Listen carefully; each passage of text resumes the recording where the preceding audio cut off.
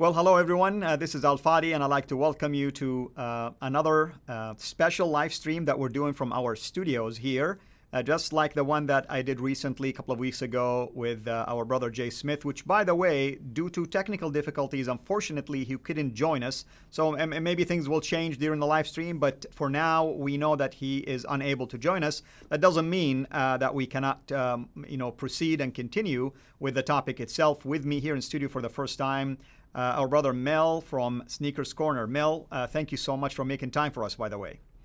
Absolutely great to be here, Al Fadi.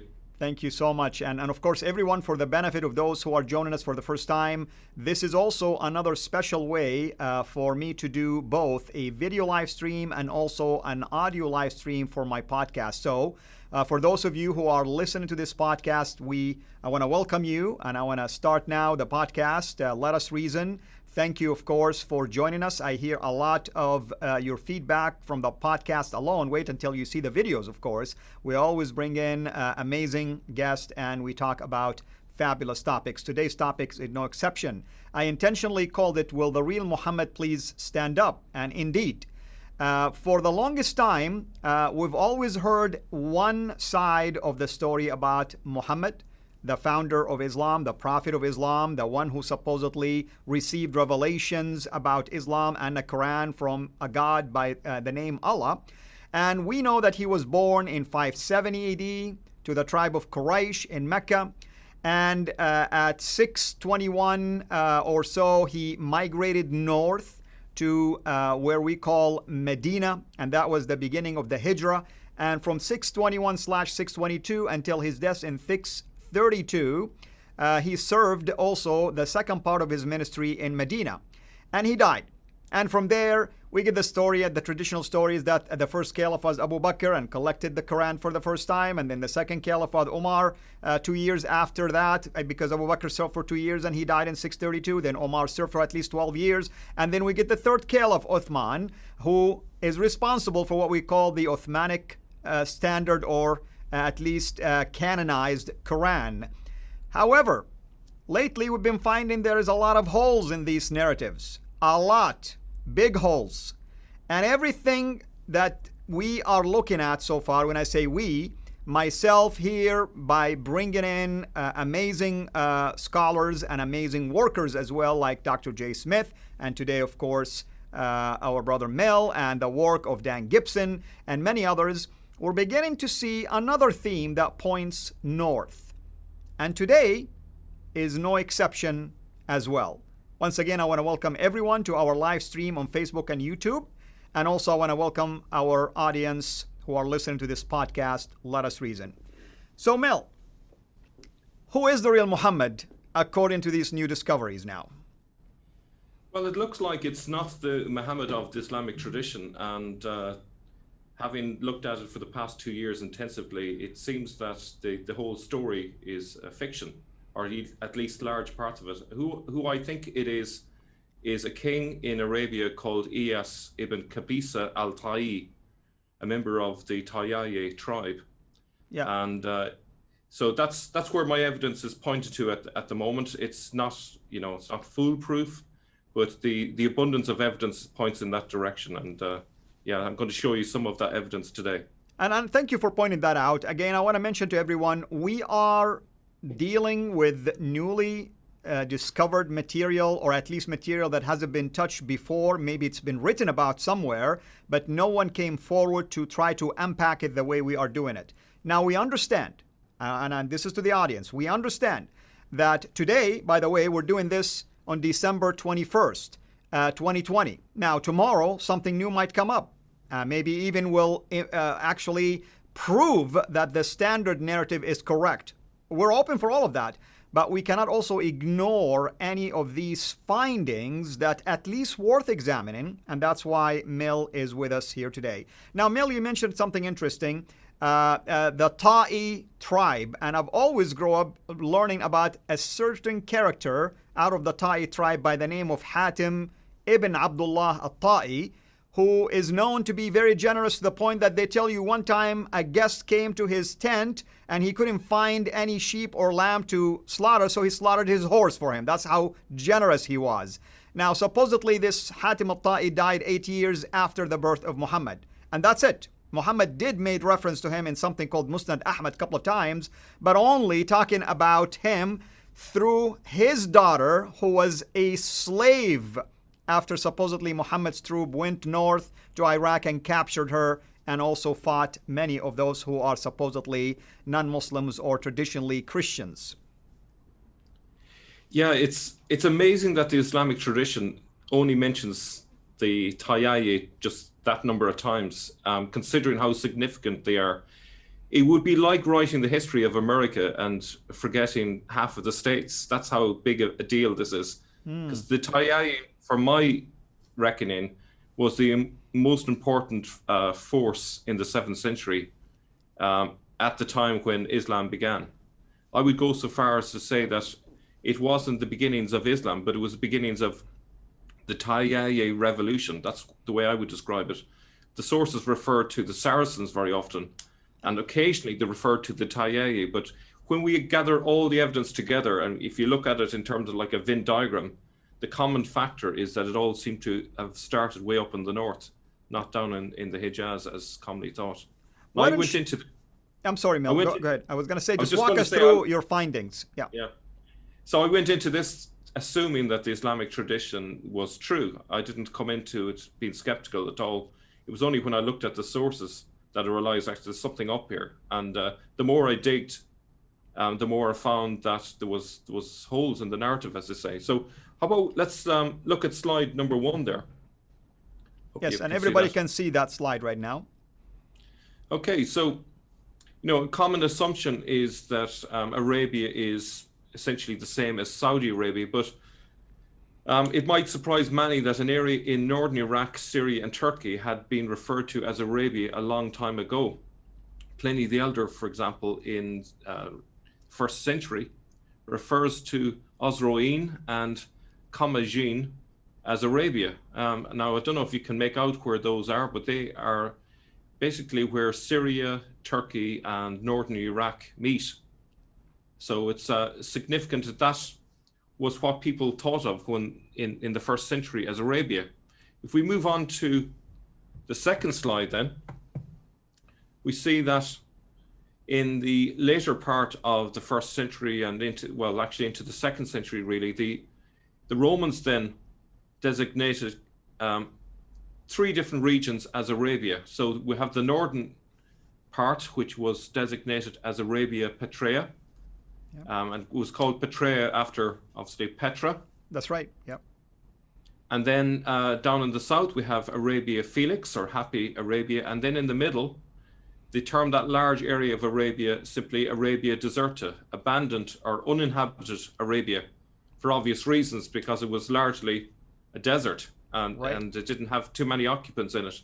So really, if you look at those 3 regions, the most significant really was Arabia Petraea and Arabia Felix. The bit in the middle was a lot of empty space, really, with not a lot of inhabitants. Okay. Wonderful. And I can see that the scholar you're referring to here is Dr. Robert Kerr, whom I, by the way, had a number of his scholarly articles. So we're not talking just a casual person here, someone with a great reputation in Islamic studies. Absolutely. And the map that I've used from a paper, I don't remember the name of the paper, but he was talking about the Aramaic underpinning to the Quran. And he spoke at length about the fact that the script that was being used was that of Arabia Petraea. In effect, it was a Nabatean script. Interesting. Whereas way down south, the script that was used up to the 6th century was the Sabaic script, which was developed in Yemen. Yes. Had they used that script, they wouldn't have had all of these problems with diacritical marks, because the script could carry all the sounds with very distinct letters. So they could have easily avoided a lot of the pain if Islam had began where it said it began, in the Hijaz. So it's an interesting little detail. Wonderful. I mean, it's amazing. Yeah, I mean, Sabaiyan comes from also the kingdom of Saba down south in Yemen. So, I mean, let's ask the first question. What is the significance of what you just mentioned right now? Well, the significance is that the story that we're told that that Islam began down in the Hijaz is not backed up by the evidence. So there's so many different levels to this. First of all of the action was happening up in the north, in the buffer zone between the Byzantine west and the Persian east. So that's where it was all happening.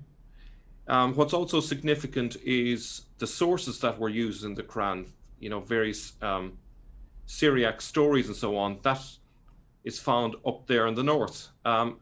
The words that are used in the Quran as well, the religious vocabulary in particular, are Aramaic in origin.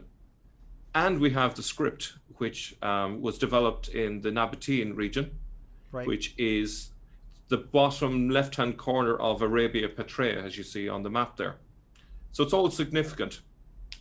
The political dynamic that was going on was also up there, the conflict between the Ghassanids in the west and the Lakhmids in the east. So it was all happening there. It's a very significant map.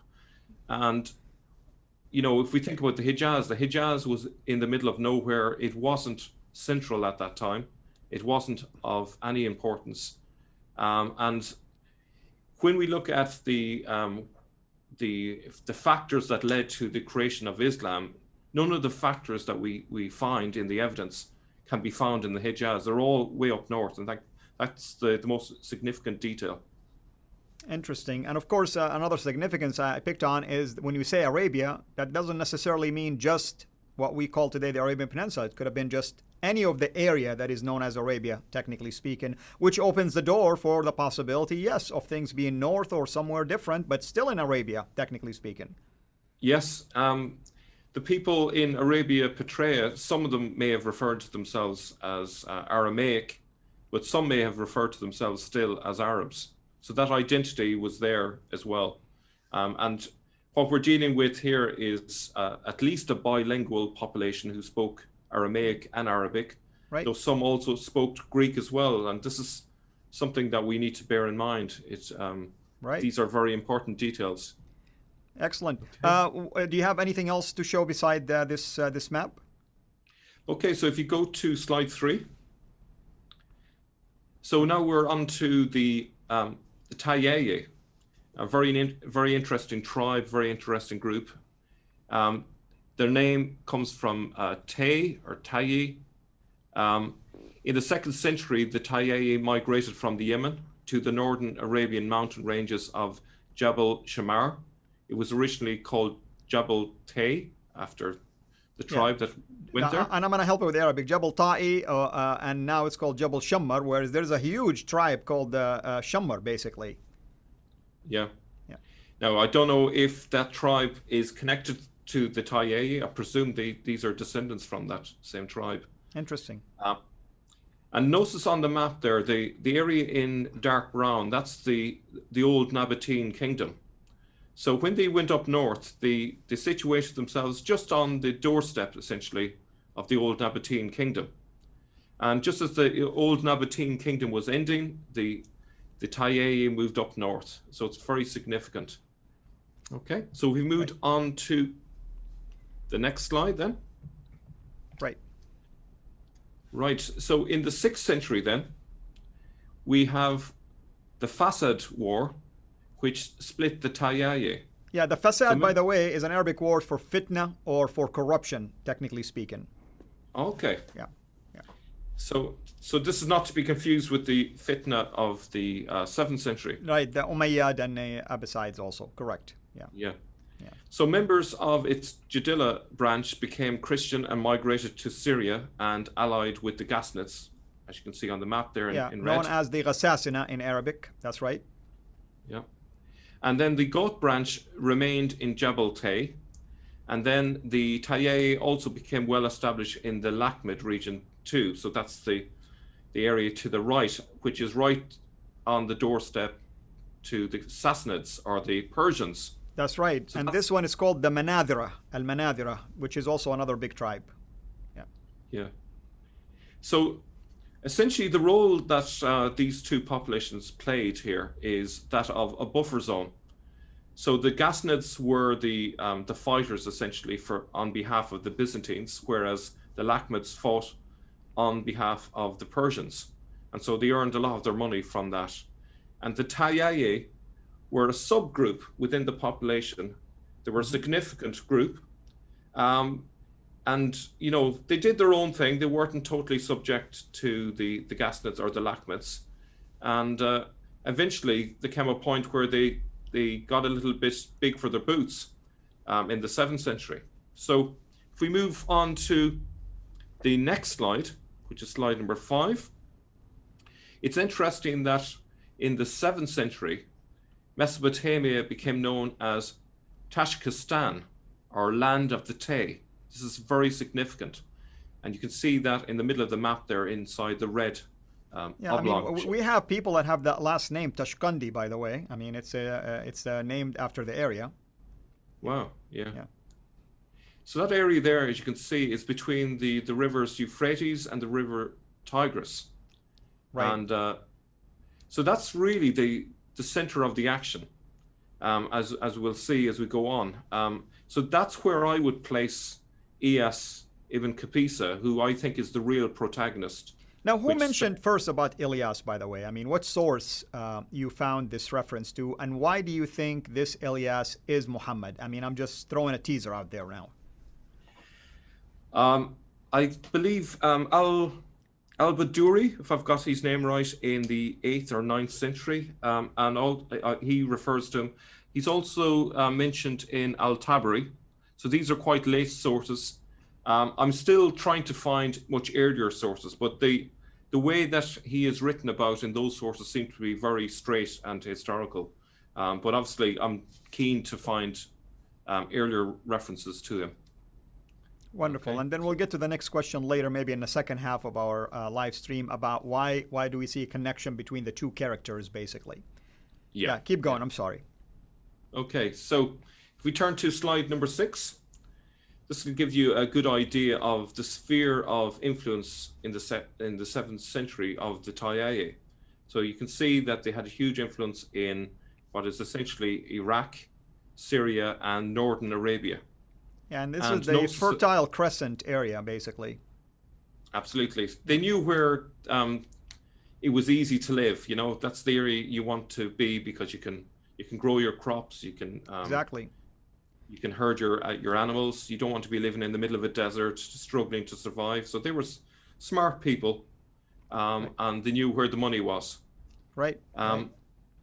So what's interesting here, and it's something to note, is the fact that the Hijaz was outside its area of influence.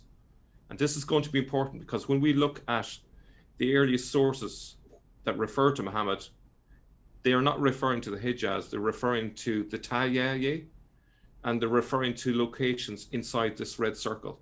So that's interesting. Wonderful. So these sources that I'm going to be referring to are from the 630s. Okay. And 640s and onwards. You know, these cannot be beaten. You can't get earlier sources than these. Yeah. And in my view, the earlier the source, the better. That's right. And of course, during that time, if we will follow the traditional view, during that time we had what is called the Al-Khulafa al-Rashidun, the rightly guided caliphs, technically speaking. We still don't have the Umayyads or anything like that, if we follow the traditional view. Yeah, I find that traditional view problematic. I don't see the evidence of caliphs that ruled this entire region at that early stage. And that's why I'm bringing it up, by the way, because I want you to flush out this tension. Yeah. Yeah, it's only really with Muawiyah in the I'm going to say in the 660s.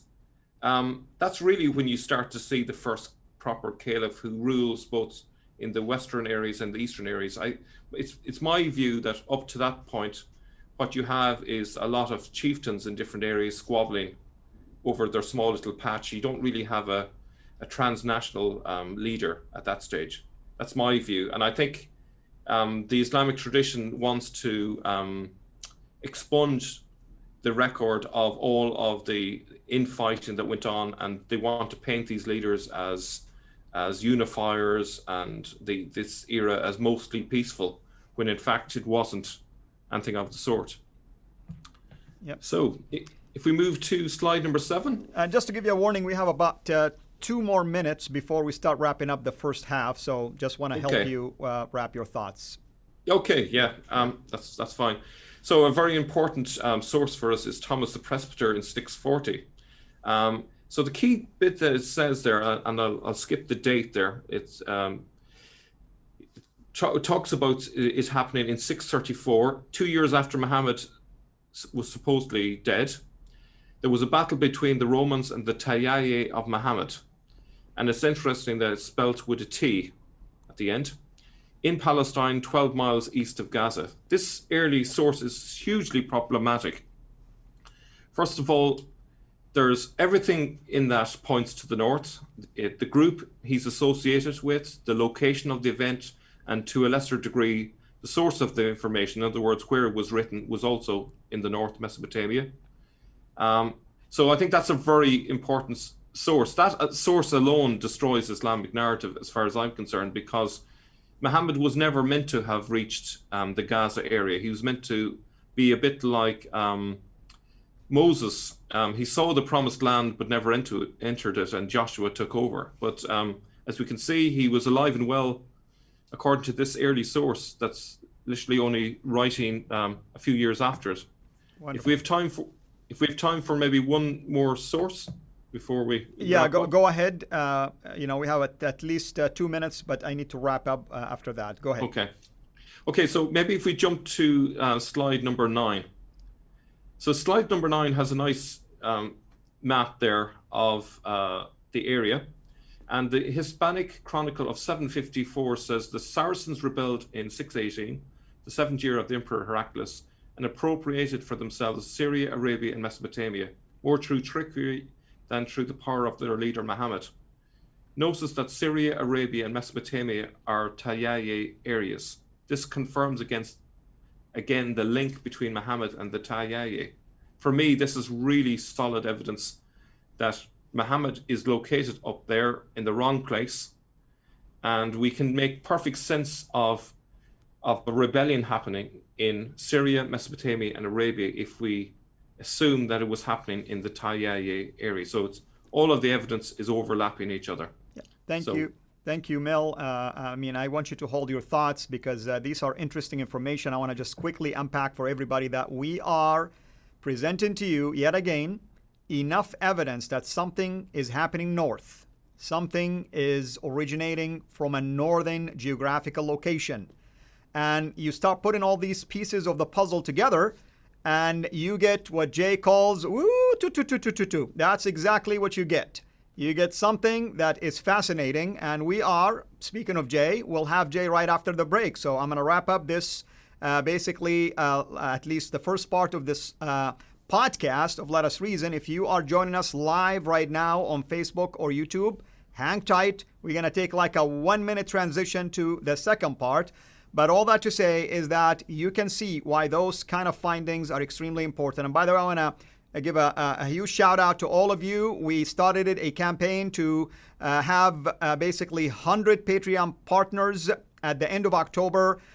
We are short now by 18 only. So thank you so much. We're looking just for more, at least 18 more to join our Patreon team. Thank you again for your love and your support. If you're joining us on a podcast, we look forward to seeing you again, or hopefully you'll hear us again next week because we do this weekly for the podcast. But if you're joining us live right now, please hang tight for 1 minute to transition to the next part. Thank you again. This was the conclusion of our podcast, Let Us Reason, and we will start the second part of Let Us Reason shortly, which for you listening to us on radio will be next week. Thank you again. This is Al Fadi. God bless. Okay, I think we have Jay. That's what I was told, so that's wonderful. Yeah, excellent. And I hope that came across okay. Yeah, well, very good. And I think we will continue from there. You want to start with probably the map right after the Hispanic Chronicles? Yes, I do. Yeah. So the next three slides are the end essentially of part one, and then leads naturally into talk about the change of narrative. So I'm going to be focusing on the Chinese sources in the second half mostly. Very good. So we have Jay right now, and you guys give me the green light when you want me to start.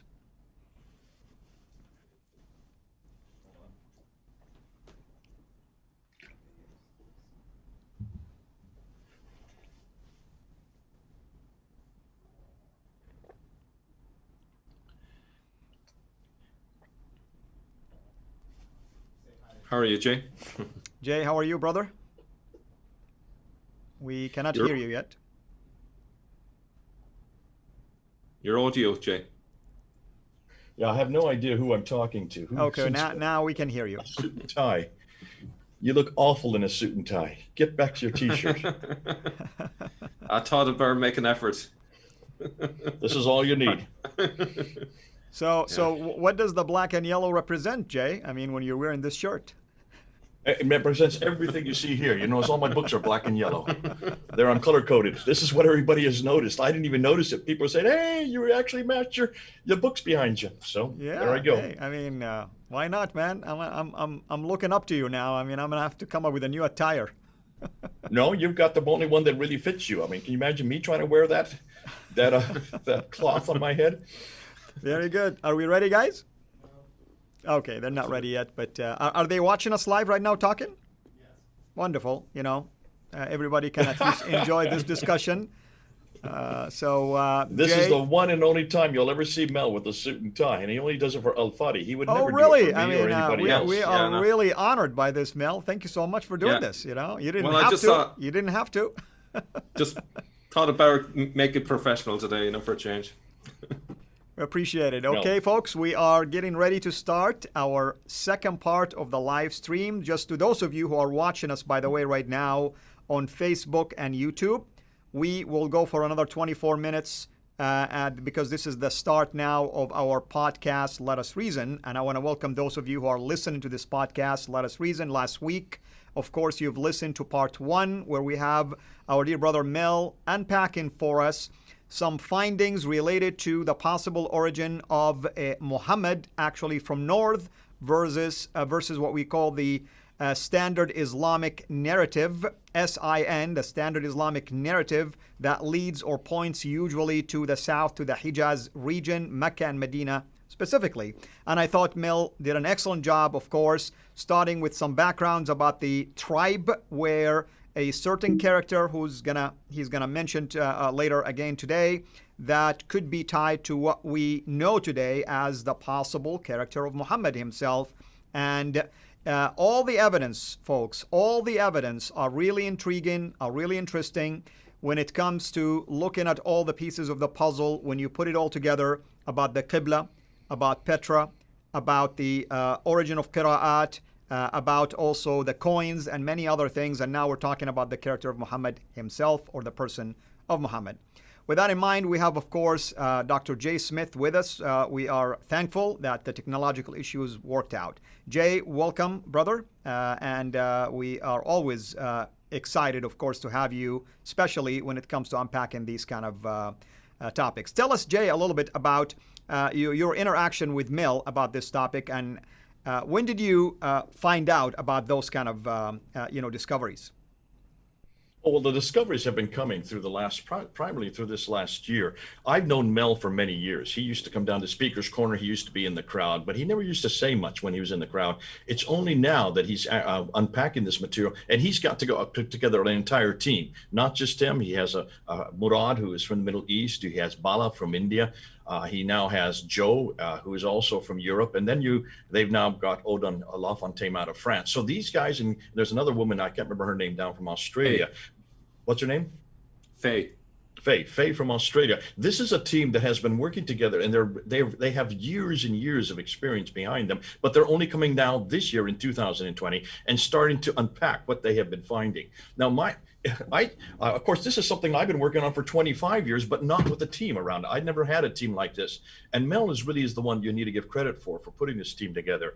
What they're finding, and this is something that doesn't surprise those of us who've been in this for so long, this idea of everything happening up in the north, up in Petra, in Jordan, coming over here to the east, over in Iraq, in Hira, and what used to be Ctesiphon, moving up to the north in Edessa and Haran, which is southern Turkey, and then cutting on over further to the east, over to Cairo and places like that. This should not surprise us that almost everything that we see that has made Islam what it is today did not at all come from the south, did not come from Mecca and Medina, did not come from the Hijaz, that central area. Right. It's all derived from up north. But why haven't we looked at that? Why haven't we unpacked that? Why hadn't anybody noticed that? Why is it that this team notices it, we notice it? Well, that's what you're going to find out now. And this is why it's been so helpful having Mel on board to unpack the historical evidence from the 7th and 8th century, not from the 9th and 10th century, back to the 7th century. He's not going to show you source after source after source that pushes this whole narrative from the north and evolves it down to the south. It is going to start moving south. Watch and see what he's going to show you.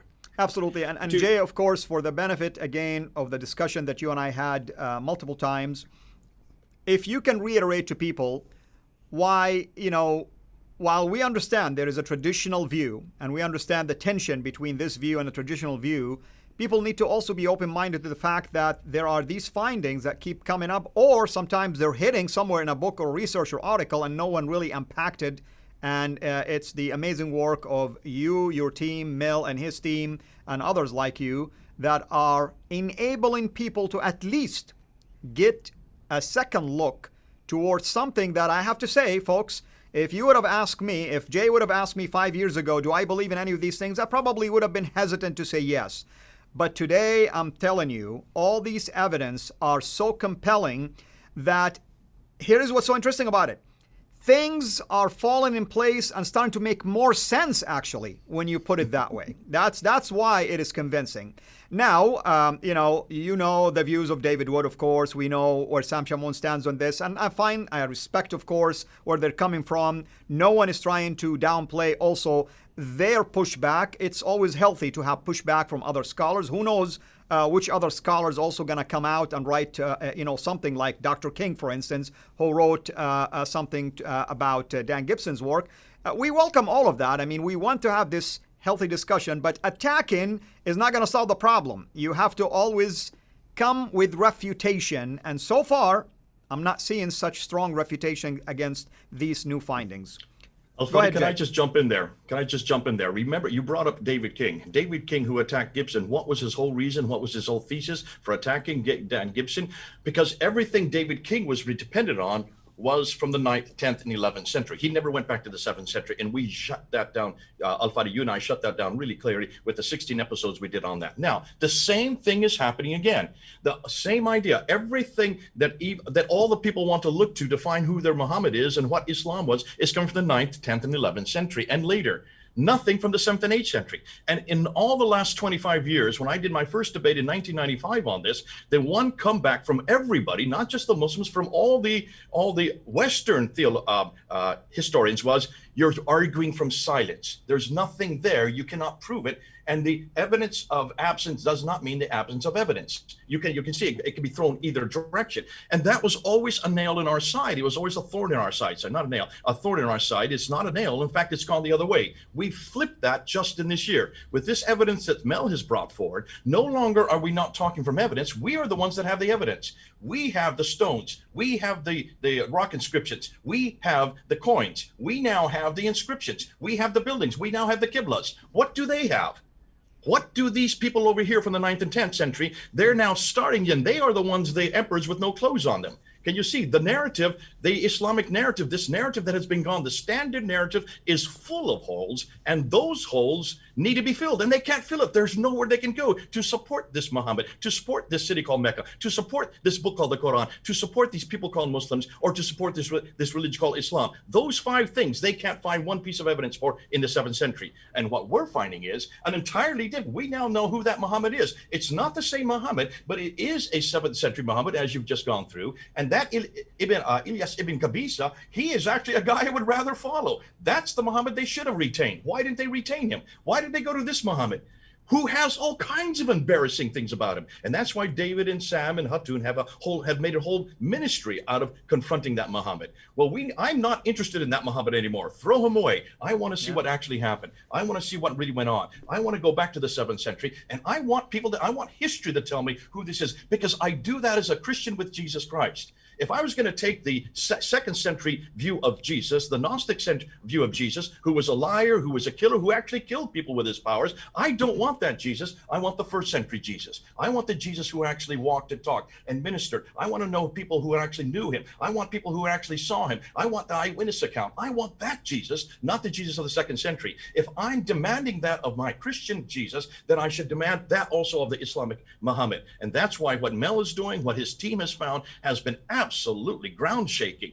It's earth shattering. The fact that they're coming up with now material from this century, the very century when this man supposedly lived, and found that almost everything we've heard about this man is fraudulent. Well, why shouldn't it be? Why is that surprises? If the same thing has happened with almost every great historical character. You look at all the great myths about the legends about, take the legend that we know of, what's his name, King Arthur. Take a look at that Arthurian legend. Is much of it true? Look at Macbeth. Do you know if anything about Macbeth is true? Yet these are great historical characters that people have written yarns and huge stories about. But take a look and see, when you go back and ask the century they supposedly lived, there's nothing about them that matches the legends and the myths that have grown about them. And this is why we need to ask every Muslim that's watching, why is it that everything you're dependent on is 200 to 300 years later, does not match anything we can find in the 7th century? You are nothing. You are following a man that's nothing more than a myth and a legend. All right. Well, we want to welcome Murad. Looks like Murad is also on the comments section. Murad, thank you so much for joining us. We are definitely working on putting together a panel discussion where I would like to bring you in, hopefully in January. So don't feel left out. It was just a last-minute decision here to be made. But thank you so much for the amazing work you're doing. Of course, as Mel and Jay made reference to the work you're doing.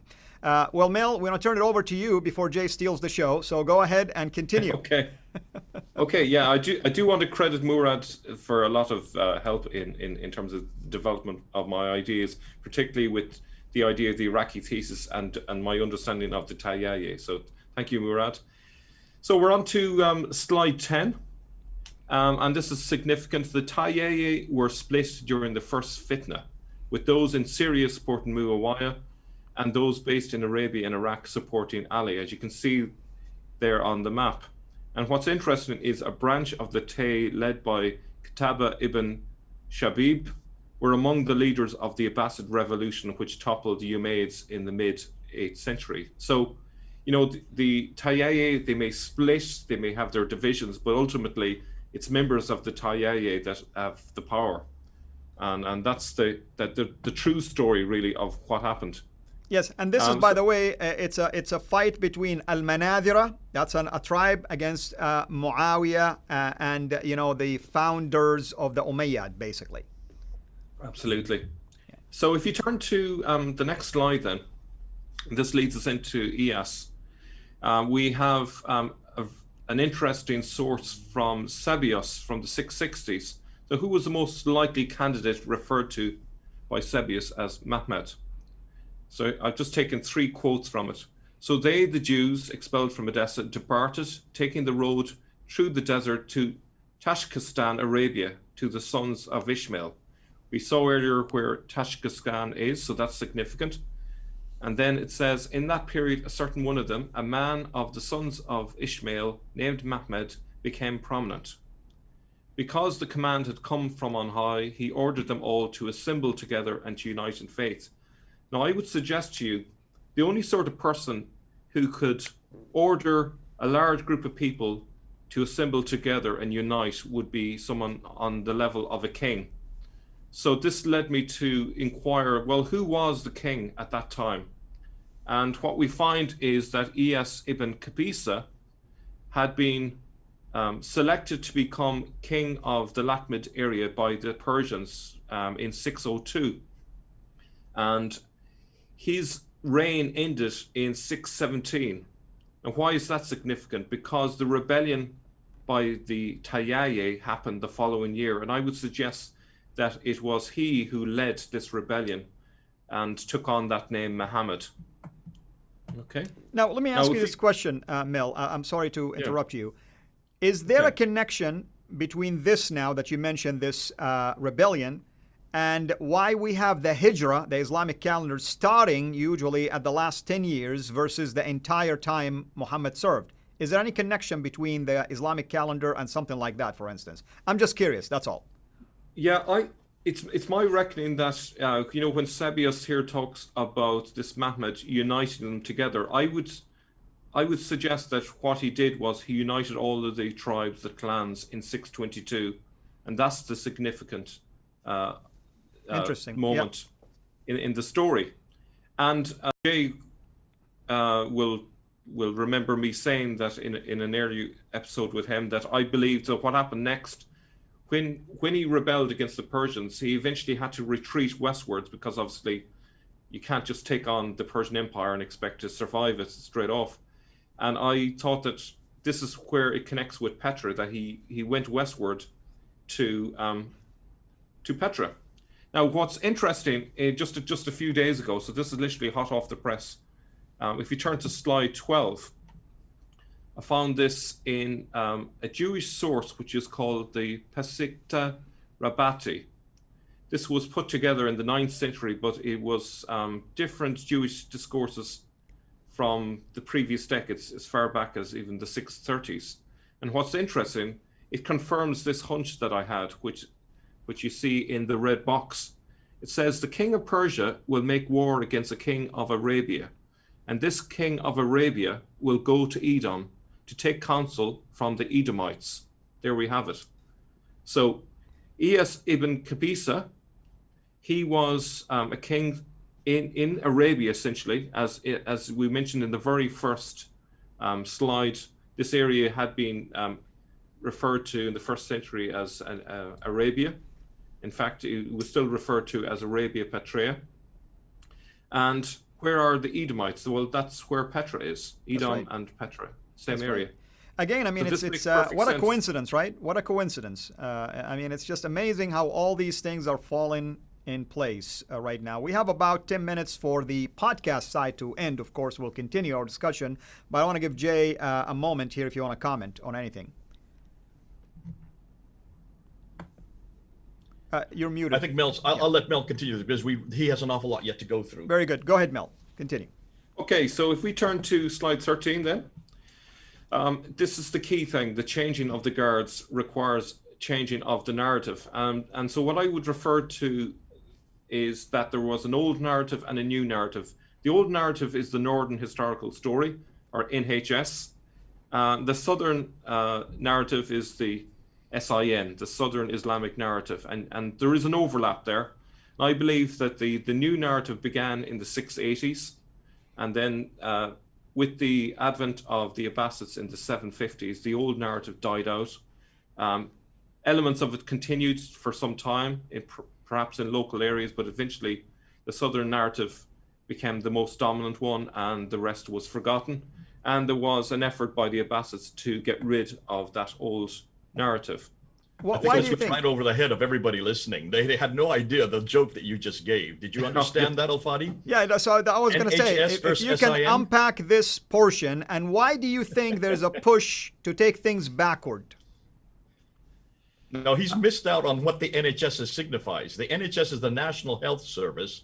He put that in there intentionally for all our British friends and all those who are dependent on it. That's what heals you. That's the Northern historical story. And he's put SIN, sin, as the Southern Islamic narrative. The sin caught my attention for sure. I just wanted to make sure, because a lot of people went right over their heads. They didn't pick up on the joke that he's put in there. Great, well done, Mel. Yeah. Cheers. So I hope you get the idea that that there was an old narrative, and the sources that we saw in the 7th century would line up pretty well with the Northern historical narrative or story, and that has been got rid of. All we have are just elements of sources and so on, and we're trying to piece together and restore that narrative essentially, because that original narrative would have been a more truthful and honest narrative, but if you are the Abbasids and you want to justify why you should be ruling, you have to create a narrative to justify that. It's just plain propaganda. So you have to big up your position within the Taiyaye, and so therefore you point out that the Quraysh were the really important group within the Taiyaye, and that's really the reasoning behind it.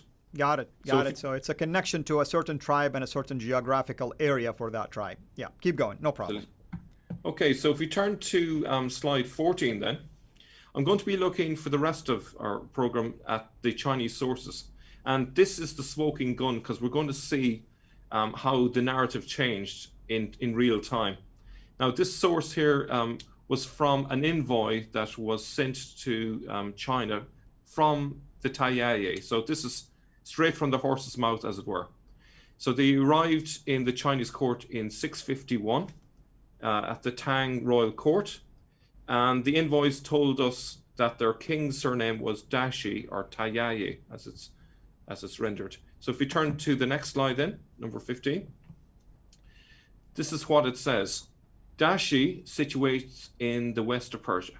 During the year of Daye of Su dynasty, there was a Persian man herding camels in the mountain of Jufin Modina.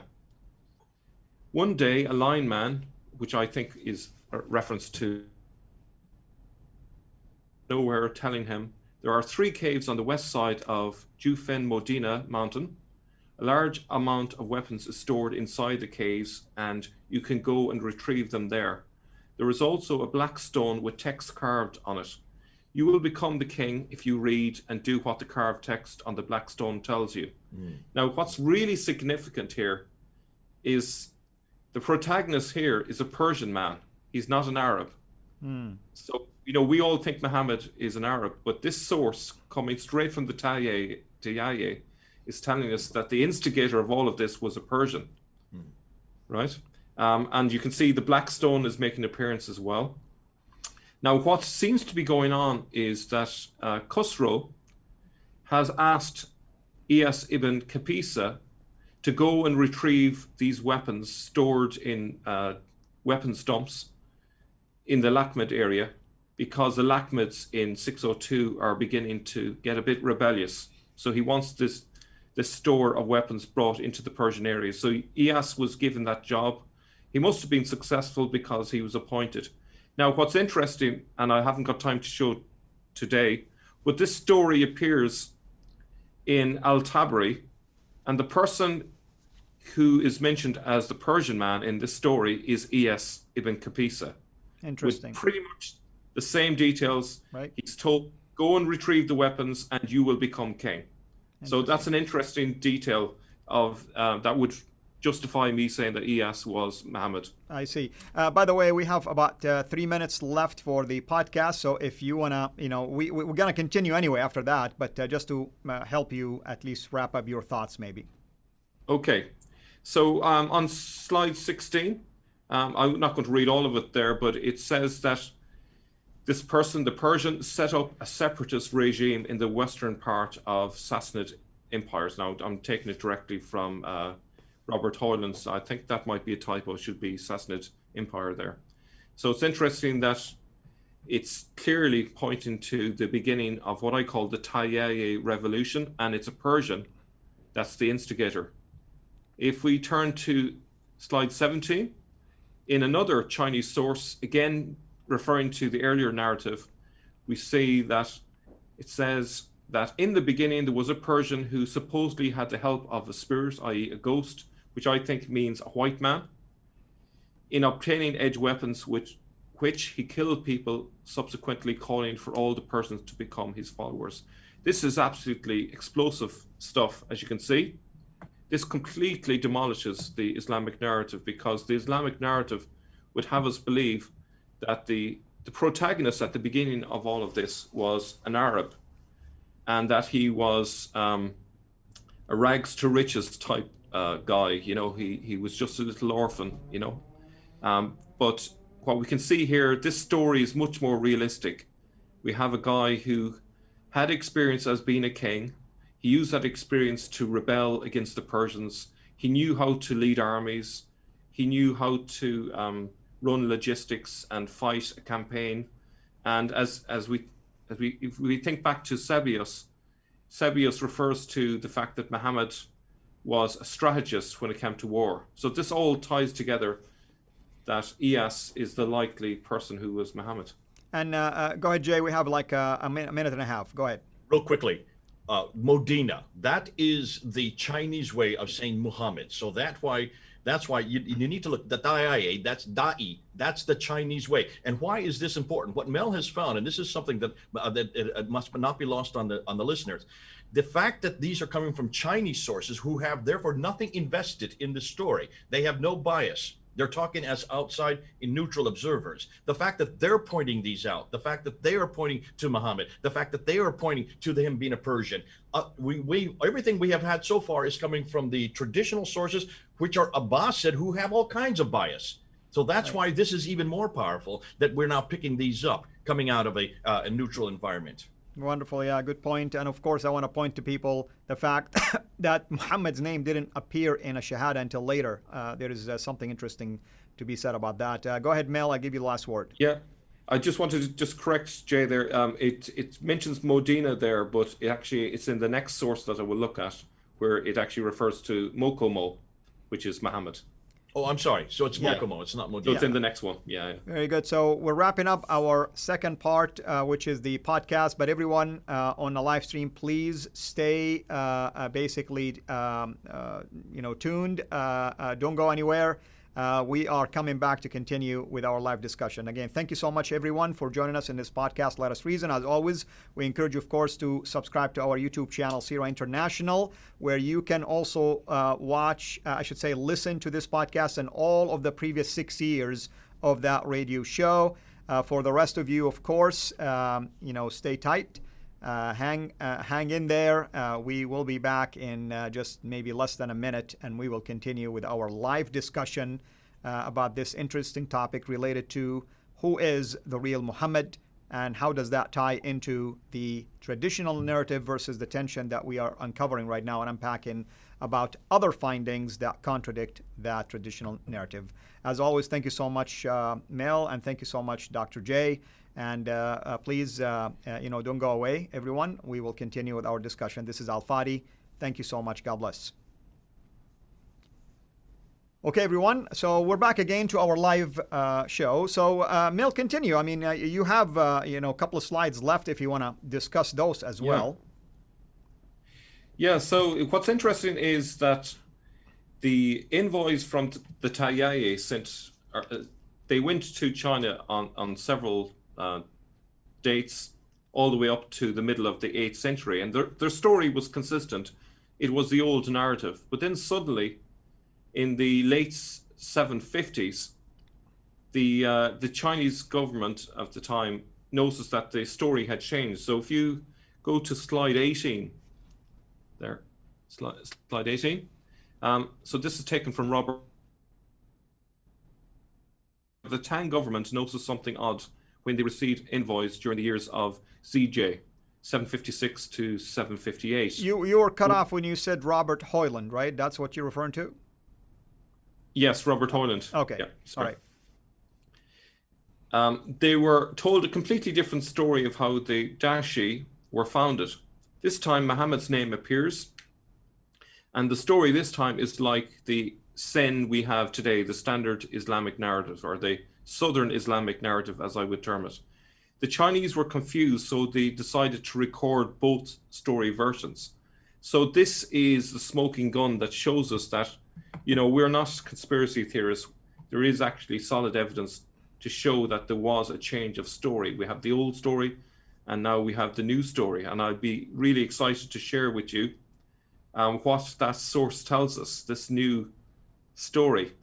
So if we turn to slide 19, and first of all, we will see traces of the old northern narrative in it, but now the Quraysh and Muhammad are central. So it goes. Another saying is the ruling clan of the Dashi, or Taiyaye tribe, is called Guli, or Quraysh. During the year of Kai Huang, 581 AD to 600 AD of Su dynasty. Now that year maybe may be wrong there, but there are two families within the Guli tribe. One family is called Beni Shishin, or the Banu Hashim, and the other is called the Beni Mohuan, or the Banu Marwan. There was a man from Beni Shishin called Mokimo, or Muhammad, who was very brave and wise and was hailed as a king by the tribe people. Notice we have Muhammad being referred to as a king. Right. The king Mokimo then expanded the kingdom's territory, stretching across 3,000 leagues from east to west with his mighty forces. He also conquered the city of, I think it's pronounced Shia La, Syria, which is called City Shan, or Damascus. Now, I think this is incredible. When we join up the old Chinese sources with the new ones, we now have a name given for the Persian who started it all off, which is Muhammad, which we believe is a title that he was given. So this is quite incredible. And this is something you said that Dr. Hoyland made reference to. Yes. Well, Dr. Hoyland just simply in his book, Seeing Islam as Others See It, he makes reference to the fact that the Chinese were puzzled by the change in story and then just put down the two versions. Now, obviously, I haven't got access to that original passage that he read where the Chinese expressed their confusion. So I'm telling you secondhand, but even without that, it's pretty obvious when we compare the old source and the new source that there's a change of narrative happening.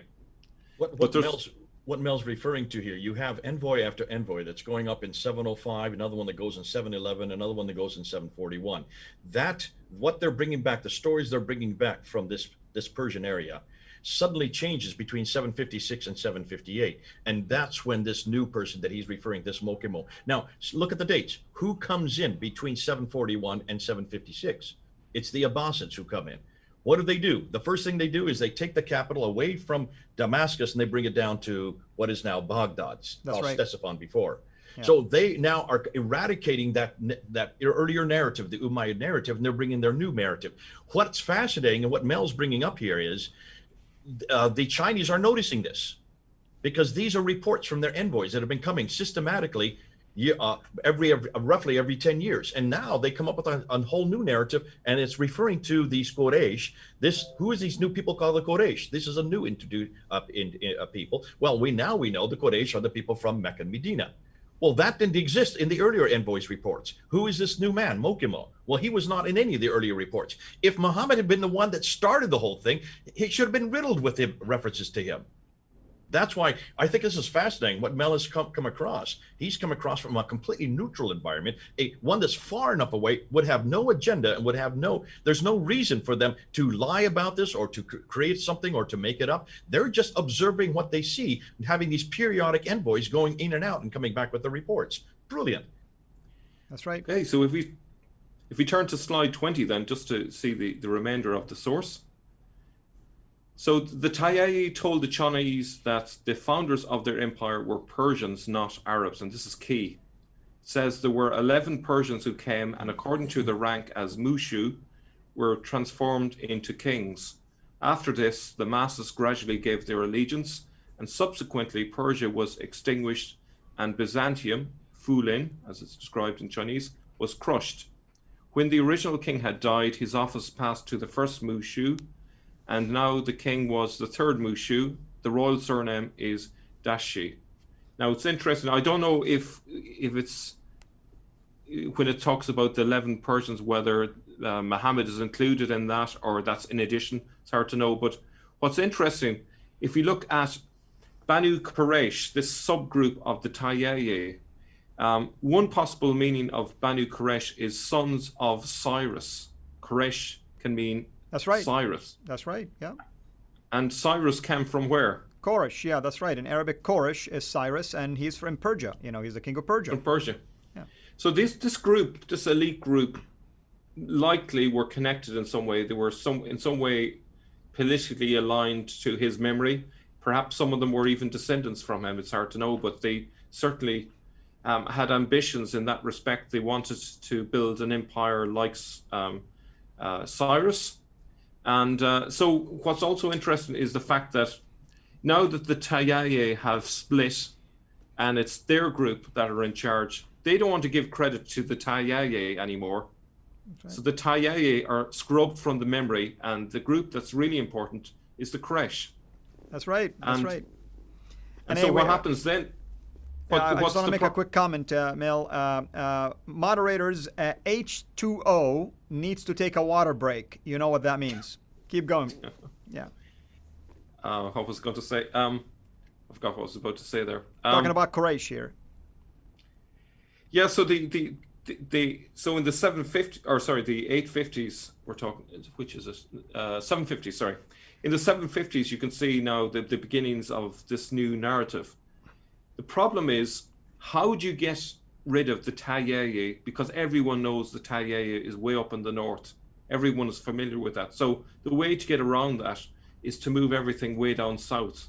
So by moving the story to the south, you start with a blank slate, and then you can create a fictional narrative around the Quraysh and how Muhammad was now an Arab, and the Quraysh were his tribe. Do you see how things are being twisted?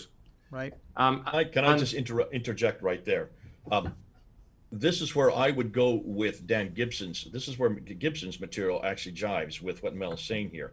They did create a complete new slate. I think of Gibson, if you look what Gibson's saying, is that you have this battle happening within the Umayyads itself. And this is started from 687 when you had Zubair, who rebels against Abd al-Malik, who is the emperor at that time. He is he is in charge of Petra. He destroys the city, destroys the Kaaba, and takes the Black Stone with him. Now, we haven't said much about the Black Stone here, but we're going to be doing an awful lot of studies on the Black Stone. This Black Stone, you cast antecedents all the way back to the 2nd century. Elagabalus, the Roman, who is the one that controls the Black Stone, gave the idea that wherever the Black Stone is, God's presence follows it. So the Black Stone includes or incorporates God's presence. So when Zubair takes the stone with him out of Petra down to the south, he then goes to where is the Hijaz. As he takes that presence down with him, the pilgrims start to follow him rather than go to Petra anymore. So it is not a blank slate. That already existed since the 680s. Now we're up into the 750s. This has been going on for about 70 years by this time. By that time, Mecca then was being created. Remember what Gibson says. Take a look at Mecca today, and you will see it's nothing more than a reproduction of the original Mecca, which was in Petra. It's just on a smaller form.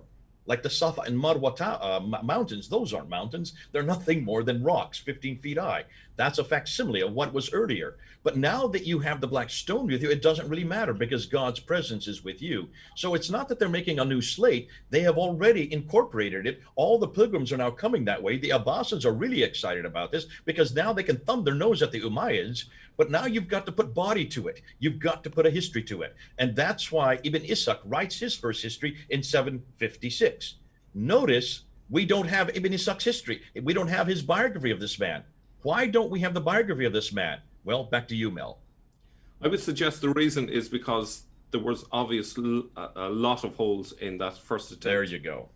Of the narrative. You know, there was too many problems. How do you make everything fit? It takes a lot of minds to make a convincing story. And it takes a lot of time. And that's why we don't have Ibn Ishaq, we have Ibn Hisham. That's 70 years later. It takes them 70 years to finally get the biography together. But remember, it's nothing out of it's not coming out of ex nihilo. It is coming out of a place, and it's all coming out of an event. Now they've got to create the man, and then of course the book follows.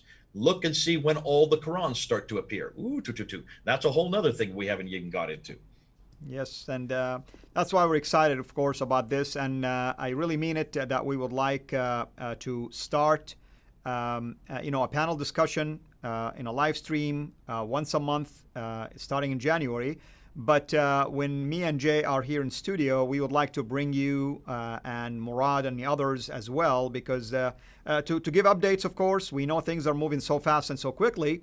But at the same time, to continue to unpack this, again, I want to reiterate for everybody, the reason why this is intriguing to someone like me who come from a background of the traditional view is that all the pieces are starting to fall in place, and there is some, let's call them peculiarities that cannot be explained unless you begin to look at it this way, meaning the northern tradition versus the southern tradition. Northern tradition, you begin to see things making sense. Why do we have a late seerah? Why do we have a qibla that was facing that direction 200 years, before the so-called traditional direction of qibla? Why do we have stories coming from north? This is the first time really I connected the dots between the sons of Quraysh and Quraysh. Makes sense. I mean, wow, what a coincidence, So all of these things are extremely important for us to pay attention to. Now, Jay, I was telling Mil before we started the show that the Ta'i tribe in general has a character by the name of Hatim ibn Abdullah al-Ta'i, who is well known supposedly for his generosity, and supposedly he died 8 years after the birth of Muhammad, if we take the traditional dates, of course. Now, I went digging and I found out that Muhammad made reference to him in 2 or 3 hadiths according to Musnad Ahmad, which is a later hadith collection anyway. So that's kind of interesting, really. We would like maybe to unpack that at some point. Not that I'm saying Hatim is Muhammad, but what I'm saying, it's interesting that tribe is mentioned only in the aspect of Hatim al-Ta'i, nothing beyond that, of course, generally speaking. Can we take some questions if we see any, by the way? I want to thank those who are given through Super Chat, by the way. So we have a question here. Is this live or replay? Yeah, definitely. I tell you what, this is a replay done in a live way. I mean, that's how miraculous we are. I need real questions, folks. So if we can see any questions, we would like to ask. So let me ask this question. Will these slides, by the way, be available at some point for people? The ones that at least we've developed so far. And if they are, where can people find them, of course? I mean, you have your own channel, Sneakers Corner. Jay, you have your own channel. Is this something you want people to have access to? If so, where can they go and get it? Well, for me personally, I will probably create PDFs of them and create a website so that people can download That'll them. be great. Let us know when that happens and we'll announce it for you, for sure. Yeah, absolutely. We'll probably be putting all this up on Fander, on the Fander website, which is coming out in January. Very good, very good. Now, Jay, anything you want to add to this? I mean, we're still doing the live here. Anything interesting that you feel like time just ran out and we didn't address yet, related to this topic, of course? Okay, if you're looking at the north to south divide, if you want to look at, I would say it's not a divide. I would say it's an evolution from north to south. It's moving from the north up down to the south. We have talked about in this, the material that Mel has really introduced in this segment is the Chinese paradigm, the Chinese narrative, which is absolutely important. There are many other things we can look at. Take a look at the Arabic. The Arabic that we see in the Quran today. The Arabic that we see in the Quran today is from the north. It's from Petra. It's Nabatean Aramaic. The Tar Marbuta, the Alif Maksura, the Al, which is the word for the in Arabic. It does not exist in the central part of Arabia. That Arabic that's from the central part of Arabia from the 7th century is Sabaic. Sabaic Arabic is from Yemen. That is way down, and what is today, well, you can see, look on a map. That's what it is today. The ancient name would have been Hadramat. I have to keep on saying that because people keep on thinking, I don't know what I'm talking about when I use modern names. I use those modern names so you can all understand where I'm talking about on a map. Now, what's fascinating is the Arabic that's in our Quran that we use today, and including all the Qira'at. Look at the Qira'at that we've been talking about over this last year. Those Qira'at are all Northern Arabic. It is not Southern Arabic. It is not Central Arabian Arabic. It is from either Petra, or as we're now finding out, it's Nabatean Aramaic, which then spread right across over to the east, over to places like Hira and Ctesiphon, and further over to what is today Iran, and then further north up to Damascus. It didn't go south. The trade line, look at all the trade routes. Remember the trade route theory put out by Dr. Montgomery Watt in the last century. Look at the trade routes. All the trade were centered in Petra. They went east and south, and they went north. No trade went south. If Mecca or Medina was the center of the trade, as the Montgomery Watt used to say, and Patricia Crone just destroyed the trade route theory in 1987 with her book called Meccan Trade and the Rise of Islam, there was no trade for their going through Mecca Medina for one very good reason. There was no Mecca, not that early. What's more, take a look at all the discussions that we have in the Quran. Just open up a Quran and look at all the theological discussions that are there. They primarily confront the Jews, they confront the Christians, they confront the divinity of Jesus, they confront that chapter 4, verse 157. Look at all these theological disputes that were happening between Jews and Christians, who are referred to and named over and over again. There were no Jews living in Mecca and Medina in the 7th century. Robert Hoyland has made that very clear in his book. There is no reference to any Jews that far south. The furthest south you're going to get to is Medina Saleh, which is northwest of Yathrib, which is the archaic name is what it today Medina. You make a good point. So all of this, you could not have even a Quran put together that far south and have these kind of discussions that far south. Now, this was brought up in 1977 by Dr. John Wansborough. He brought this up. He was head of department at School of Oriental and African Studies. We're talking about 50 to 60 years ago, he brought this up, and nobody has paid attention. He got a death threat for bringing this up, and he said, you can't have this kind of material in the Quran that far south, because there was no one there to discuss it. There were these discussions. These are debates that are going on in the Quran, and they're debating actually theological debates that only would have appeared, and look where they would appear. They would only appear in a place like Hira. And why Hira, which is today Kufa? Because that's where the seminaries were. That's where the Christian and Jewish seminaries were. That you can only have debates with other theologians, but that is way up in Iraq, next to just southwest of what is today Baghdad. So can you see everything we're looking at is coming from the north to the south? Take a look at Gibson's material, all of his work on the Qiblas. Look and see where all the Qiblas are facing. There are no Qiblas facing Mecca at all, not till 727.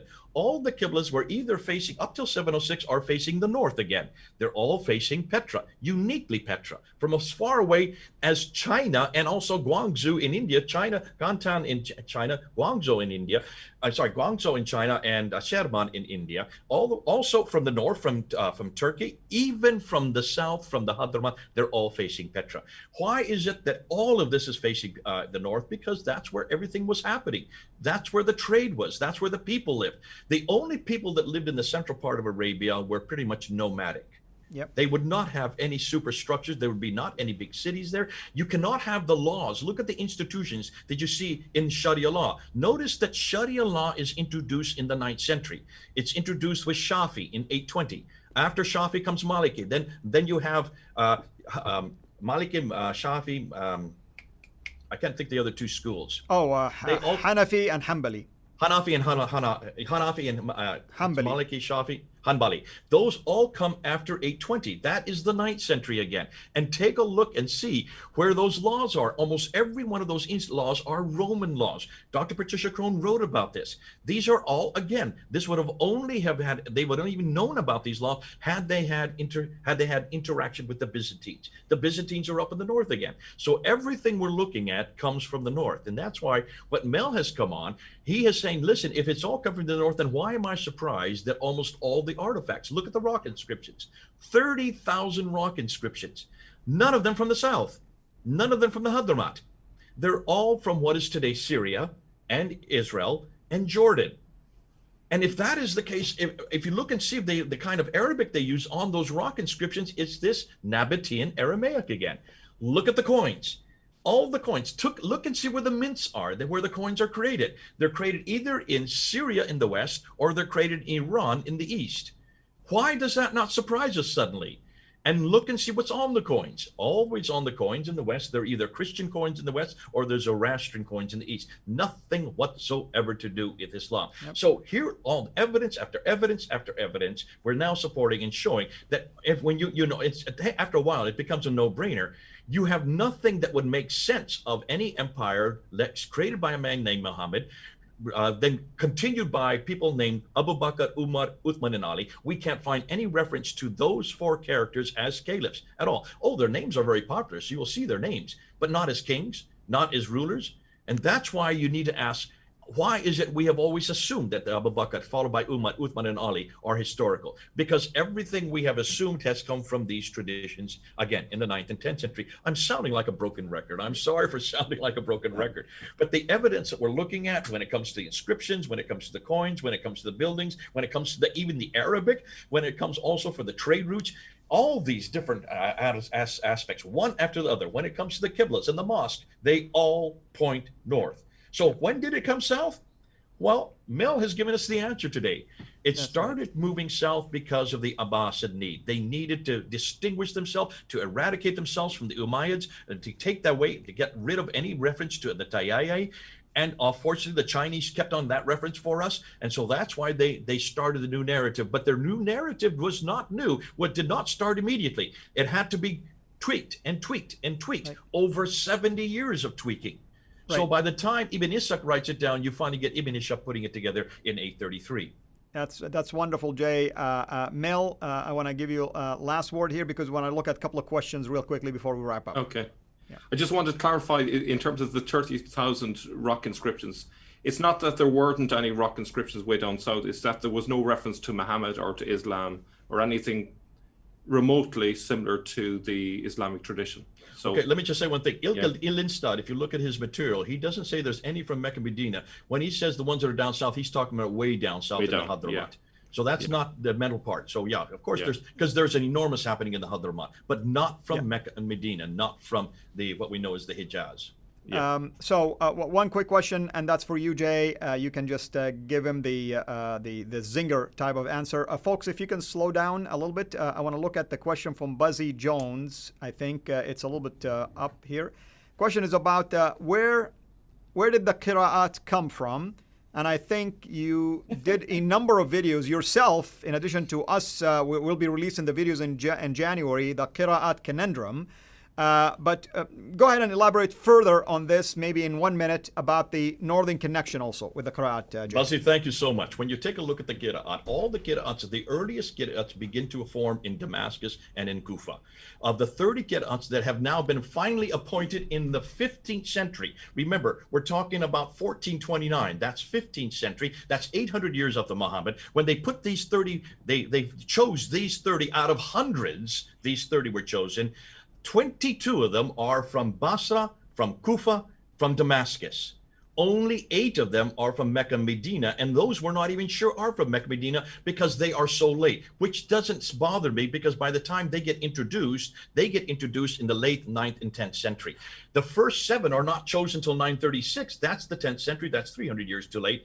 And the next 14 are chosen by the 12th century. Again, that's 500 years too late. Then all the 30 are not chosen till the 15th century. By that time, it would make sense that you would have 8 down from Mecca and Medina. But the earliest ones are all from Kufa. And look at Kufa predominates. Why does Kufa have so many? Why does it have 16 of the 30? Why is almost half of them come from just one city? The reason is because that's where the discussions were happening. That's where the debates were happening. That's where the Quran was being put together. Now can you see why, when you look at the evidence in our hands, it stands to reason that, again, another northern environment where this was all happening, it then took and then moved itself out. So this idea that the narratives have that this all came from Uthman in Mecca and Medina is hogwash, because the Quraysh we're finding today have nothing to do with Mecca Medina. They're probably from Iran. They're probably from the Persian area. It's the followers of Cyrus. So this idea of Quraysh, there is no reference to any people called Quraysh in the 7th century. That's why we need to follow a timeline. And when you follow the timeline, we can pretty well throw this out in one fell swoop. Right. Now, I'm not aware of any books in particular that talk about all of these things. But if people want to go and take a glimpse at portions of these topics, because you guys are unpacking them in a strong way. So you have a book by Robert Spencer, Did Muhammad Exist, for instance. You have a book by another Robert Hoyland, Seeing Islam as Others Saw It or See It, I think.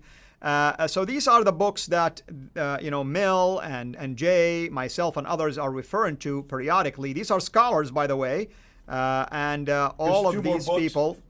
People can see. There's so many books that are out there. Exactly, but they don't unpack all of these issues. You guys are taking these issues and unpacking it for the audience, correct? Absolutely. Yes. And that's why you need to go to the scholar. Look at these scholars. These are the top scholars in the field today. And they are linguists, most of them. Hoyland reads and writes 18 languages. Patricia Crone read and wrote before she died 15 languages. They're going back to the original documents. I have never seen one Muslim do what they're doing. Not one Muslim. You would think the Muslims would want to know their own history. There has been no one that has gone back to these original documents. Did you notice the whole Kiddush argument? Why is it we only finding about the Kiddush since June 8th of this year? Why is it no one knew about these Kiddush? We didn't know about these 30. We didn't know about the sequence. It's because a man named Shadi Nasad, who is really not a Muslim any longer, but he is a academic. You need the academics who are doing the research for us, but don't want to go public with it. They don't want to put their face and say this on television or certainly on YouTube. So we've got to do that. And that's why I want to thank Mel. I want to thank Bala. I want to thank Murad especially. And I want to thank Joe. And I want to thank, what's her name, Kay or Faye? Faye. I want to thank this team that's putting it together and reading the material and coming out and coming to conclusions. Our job, Al-Fadi, you and me, is to get it out there so that people can communicate it, so people can actually see it and then come to terms with it. Very good. Brian, no, you're asking where are the sources? Here's the answer. Watch the video. So. Hi, Brian Nell. He's a good friend of mine from England. Yeah. So, because Jay was lifting all these books in front of the camera, that will be the quickest way, quicker than Jay, here, by I'll the just way. name them to you. Quicker than way. The Hidden Origins of Islam. If you want to go through them real quickly, The Hidden Origins of Islam. Go ahead. Go ahead, please. Karl-Heinz Yeah. Have the title in front of the camera a couple of times. Yes. Okay. The There you Hidden go. Origins of That's Islam one. by Karl-Heinz Oleg and Gerd Quinn. You've got to read that. The Quran in its historical history. This is where that story comes from. Them Right. dumping all the Dr. Qurans Gabriel into the Nile. Said Reynolds, a scholar From in the head field. of department at Notre Dame University. That's right. Mark Dury. This is the one everybody should get. The Quran and its biblical replicas. It's only been out 2 years. My Watch and see what- beloved PhD supervisor. And he is the one that actually takes what Jalad has taken, Al-Jalad, and has taken all this material and put it in layman's terminology. We can read it. Early Islam from Karl-Heinz Oleg again. This one here, you can get it. All of these you can get on on Amazon. That's and right. then, of course, the Seeing Islam as Others Saw It. This is probably the mother lode. This is the one that is probably the best because what he did, what no one else had done before him. He went to all the surrounding nations there in the 7th and 8th century, and he just wrote what they were saying because they were actually, this history was hitting them. They were being impinged upon it. And what he found has almost in every case contradicts the Islamic narrative that we're finding in the 9th and 10th century. Now, let me just end with this guy. Robert Morey has done us a great favor in 2012. He dared ask the question that no one is permitted to ask. This is highly controversial.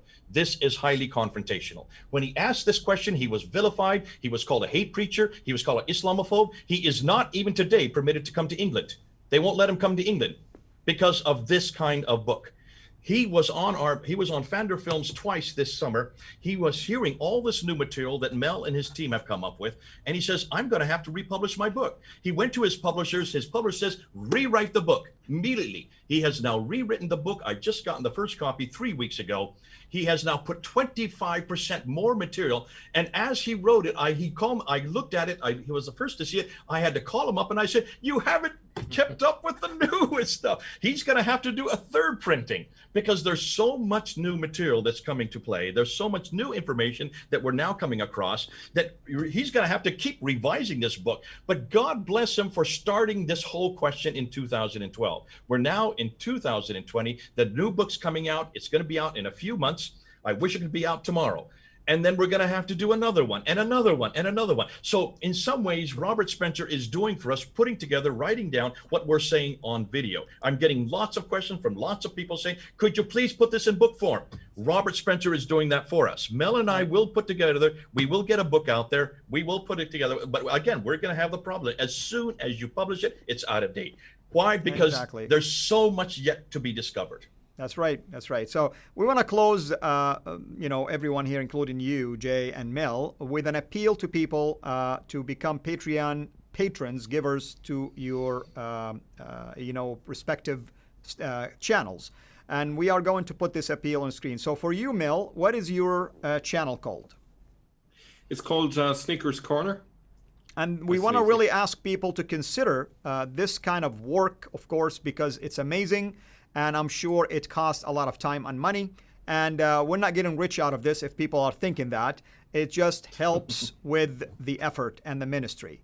And everybody can see that on the screen. Jay, what is your channel? Assuming people are living under a rock and they don't know anything about you. Well, for those who are living on the rock, don't know anything about me, my channel has been around since 2006. That's one of the oldest channels up there, and it's called Fander Films, and it has not stopped. Now, for 8 years, I had to go into hiatus because we lost the passport, or the team that was encountered it. So it is the channel that actually is taking on a lot of what Mel's finding. We're also looking at the Qira'ats. We're doing two things simultaneously, right? We're really hammering Muhammad, and we're hammering the Quran, the book of the man, the book of the man, the book of the man, and we're doing both of them historically. We're only look at the sources from the 7th and 8th century. So that's, if you want to go to Fander Films, listen, we can't do what we're doing without your support. And I want to thank all those people who do support Mel. I want to thank those people who support CIRA International. These are the channels. There's only a few of us. There's only about 2 handfuls of us that are even exists. And we do get an awful lot of battering. We get an awful lot of hate mail. We're called Islamophobes. We have been shut down. We have been struck off. Some of us have been beaten up. I don't know if you saw, but Hatun got arrested yesterday. She was in prison overnight. And this is the things that we have to work with. This is the thing we have to deal with. I also want to highlight her channel, DCCI, Defending Christ, Confronting Islam. Hatun is probably the one that we really need to highlight on the Qira'at agenda. She is the one that started it. She was the one that took it forward back in 2016, and she is the one that has really pushed that whole narrative worldwide. So there's an awful lot happening, folks. This is 2020. Wait till next year. It's going to get better and better, and that's why you need to support us. You need to be behind us, but follow us and then move it and take it out and reproduce it in your own channels. Exactly. And make sure that the Muslims see it. Exactly. And for us, of course, we started a campaign of trying to at least encourage 100 Patreon to join our Patreon team, or patrons, I should say. That was the last week of October this year when Jay was with us here. I'm pleased to say that we are down to 17 only. So hopefully the last 17 will be willing to join our team. Again, we're not giving you specific amounts. It could be as little as $1, by the way. But the idea is the more Patreon patrons we have, the more opportunities for the material to be spread around, of course. That's the ultimate goal. And, we thank you, of course, for your sacrifices and for your giving. And Mel, one last word. I would say watch 2021. There's a lot to come yet. And one of the big areas for 2021 will be how the Quran got put together. So Odin and Joe have got some interesting narratives on that score, and we're going to try and get it out there. You're going to be amazed at what I need to connect with them as soon as possible for my own research. so we'll be in touch. Well, folks, thank you so much. Dr. J, as always, it's a pleasure to have you, brother. Mel, I am honored to have had you here. My pleasure. Please, consider, doing a regular with us, of course, you and the team. But also, I want to do the entire series with you where we can do the full, basically, amount of evidence that you have uncovered for us. Everyone else, thank you so much for being here with us. I know this was a special live stream. It went longer than typical, but hey, I mean, we're getting a lot of views and everybody's tracking and no one is bored. So why not? It's always fun to have people watching. Hopefully we didn't put anybody to sleep. It doesn't look like it because the number of viewers went up, not down.